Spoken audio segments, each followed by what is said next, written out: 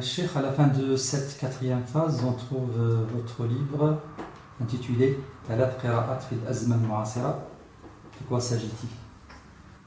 Ce livre qui traite la dernière grande crise financière de la fin des premières décennies de ce siècle a été en fait commandé par une revue qui était nouvellement lancée à Damas, en collaboration avec la MIU. Et il voulait un travail de recherche concernant ce sujet-là. C'était en 2009, donc c'était un phénomène d'actualité et tout le monde voulait une analyse objective, loin des manipulations des médias. Alors j'essayais de faire de mon mieux pour faire un travail scientifique, objectif. Et c'est pour cela que j'étais obligé de passer par la présentation de 3 lectures différentes de cette crise. Bon, c'est un travail inédit parce qu'en général, on est engagé d'emblée avec l'une ou l'autre des lectures et on commence donc à analyser la crise d'un point de vue déjà partisan. Avec ce titre, j'ai mis l'accent sur ce côté-là de critique externe qui se veut une critique externe par rapport au système économique qui a généré la crise.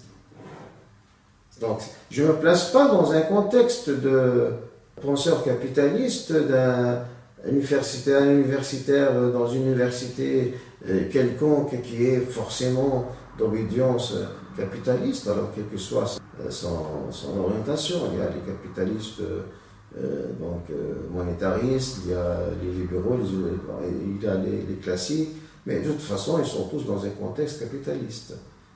Et toute leur critique, elle doit s'inscrire dans une logique de critique interne, en fait, du système. Alors que moi, je me trouve dans un autre schéma tout à fait différent, c'est celui de la critique externe.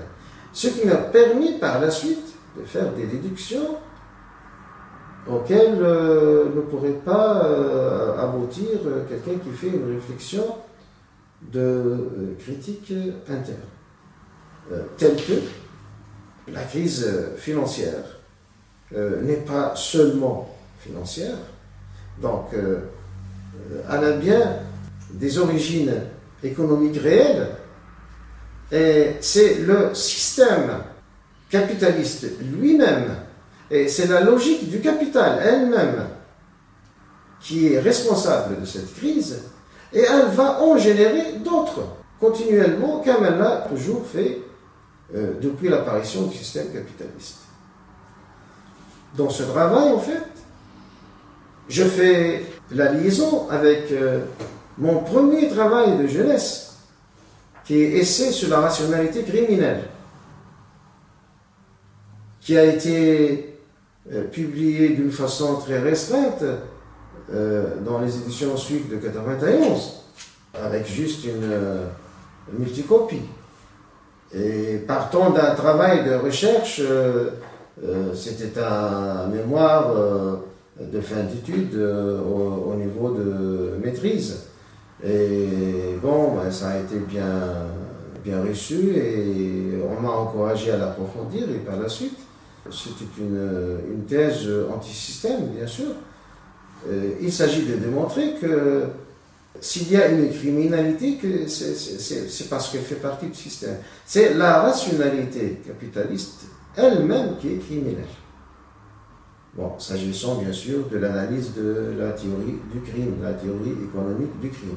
Ça, c'est un autre sujet. Donc, avec ce travail de recherche de 2009, donc j'ai jeté l'éponge avec mon premier travail de recherche édité, bien sûr. Ce n'est pas le premier travail.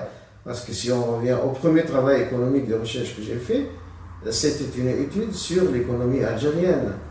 À cette époque-là, on se posait la question, en 1982-83, est-ce que nous sommes devant des ruines ou un chantier en construction? Parce que selon l'angle d'analyse, l'Algérie peut présenter les deux perspectives. Donc, ou bien c'est des ruines déjà, ou alors c'est un chantier en construction. Le nom de cette étude que j'ai faite à niveau universitaire interne était l'économie algérienne, ruine ou chantier, point d'interrogation. C'est ma première réflexion économique rédigée. Alors tout ça s'inscrit dans une même ligne. Bien sûr, au beau milieu de cette évolution, j'ai fait les 10 volumes dont j'ai parlé auparavant.